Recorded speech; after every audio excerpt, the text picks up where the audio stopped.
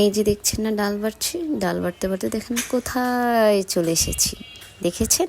Magic না ভাই, magic না, আমি কোথাও যাইনি। এই যে দেখেন আমি ডালই বাড়ছি, যাই না কেন যাবো, সেটা হচ্ছে ইফতারের পরে। তার জন্য আমি আগের থেকে জানতাম না যে আমার যাওয়া হবে। আসলে আমার যে কখন কোথায় যাওয়া হয় আমি নিজেও জানি না, কেননা আমার হাজব্যান্ড হুটহাট তার প্ল্যান, হুটহাট সে আমাকে বলবে চলো এখানে যাই, চলো এখানে যাই, ওখানে যাই, মানে কি বলবো। তারপরে আবার কি আমার ইফতারের জন্য আমি প্রিপারেশন নিচ্ছি। আসলে আমরা পরিবার ছোট, আমরা 4 জন আমাদের সদস্য, কিন্তু আমরা বাইরের থেকে ইফতারিটা আনি না, কেননা ভালো লাগে না। যতটুকু পারি বাসায় বানাই, কারণ হচ্ছে বাসায় মানে রোজার মাসটাই তো করবো, তাই না? রোজার পরে তো আর এগুলো ওরকমভাবে খাওয়া হয় না। তার জন্য যতটুকু পারি, মানে রোজার একটা ফিল হয় যে না রোজার মাস, এটা ভালো লাগে অন্যরকম।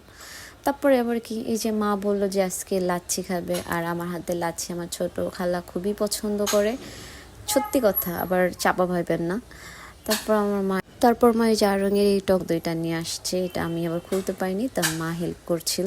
আর ভিডিওটা কিন্তু আমার মা করে দিচ্ছে, দেখেছেন? আমার মা আমার হেল্প করে। তারপরে এই যে আমি টক দইটার রেসিপি কি বলবো, টক দইতে প্রথমত হচ্ছে টক দই নিতে হবে, তারপরে পানি দিতে হবে, তারপর হচ্ছে একটু আইস দিতে হবে, তারপর আপনার পাউডার গুঁড়া দুধ অ্যাড করতে হবে। এই গুঁড়া দুধে হচ্ছে একটু সব কিছু একটু বেশি পরিমাণে অ্যাড করবেন। কৃপণতা করলে কিন্তু জিনিস মজা হবে না, কৃপণতা না করে জিনিস বানাতে হবে। তারপরে যে ব্লেন্ড করতে হবে, ব্লেন্ড করলে আপনার লাচ্ছি কমপ্লিট। তারপর রোজা রেখে তো আর চিনির পরিমাণটা বুঝি না, পরে কম বেশি লাগলে অ্যাড করে নেবেন। প্রথম কম দেওয়া হয় ভালো, কেননা কম হলে খারাপ লাগে না, বেশি মাত্রা অতিরিক্ত হয়ে গেলে সেটা কিন্তু আর খেতে ভালো লাগে না। তাই আপনাদের পরিমাণ মতো সব কিছু নেবেন। তারপরে যে রান্না বান্না করছি আজকে আমি, শাক ভাজি, লাউ শাকটা আমার অনেক পছন্দ, শাকের মধ্যে সবচেয়ে বেশি ভালো লাগে। তারপর ডাল ভর্তা করছি।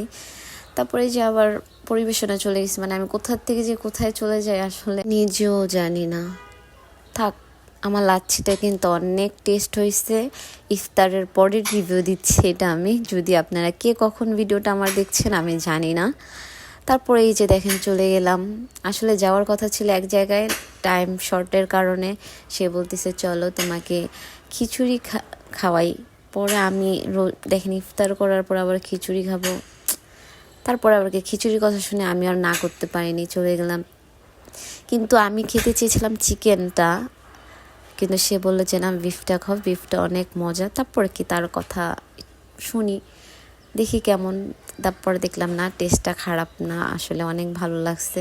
আর আমার এমনি তো খিচুড়ি অনেক পছন্দ, মানে কি বলবো, আমার খিচুড়ি অনেক ভালো লাগে, আর সেটা যে কোনো খিচুড়ি হোক না কেন। আর এখানে ডেকোরেশনটাও ভালোই, খারাপ না, সব মিলে আলহামদুলিল্লাহ আজকের দিনটা ভালোই কেটেছে। তারপরে এই যে আমি আপনাদের জন্য ভিডিও করছি, আপনাদের ক্ষুধা লেগে গেলে সরি, যে নিজ দায়িত্বে পকেট থেকে খরচ দিয়ে খেয়ে আসবেন। আর যদি পারেন আমাকে ইনভাইট করেন, আমিও চলে আসবো। খিচুড়ি বলে কথা, আজকে এই পর্যন্ত, আল্লাহ হাফেজ।